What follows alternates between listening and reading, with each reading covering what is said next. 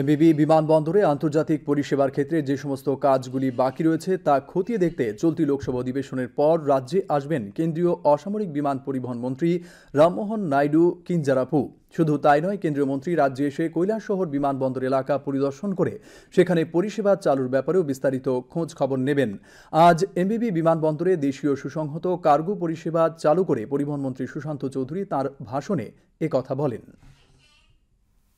हमारे सेंट्रल जो मिनिस्टर साहब है राममोहन नायडू जी, वो इस मौजूदा जो लोकसभा का जो सेशन अभी जारी है, आज से फिर से चालू हुआ, उसको खत्म होने के बाद त्रिपुरा में आएंगे, आके इस हवाई अड्डा का निरीक्षण करेंगे और साथ में इस हवाई अड्डे को इंटरनेशनल बनाने के लिए जो काम अभी बाकी है उसको आगे ले जाने के लिए वो हमें मदद करेंगे।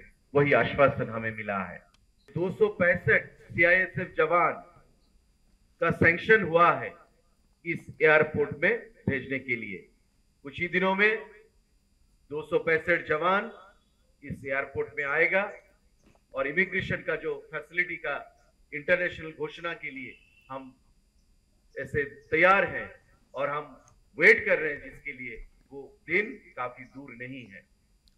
और आके इस एयरपोर्ट को नहीं, कैलाशहर का जो एयरपोर्ट है, जो हम बहुत दिनों से कोशिश में है फिर से चालू करें दोबारा, वो भी देखने के लिए वो कैलाशहर में आएंगे अपने आला अधिकारियों के साथ और आके जायजा लेके एक निर्णय वो लेंगे कैलाशहर एयरपोर्ट के बारे में।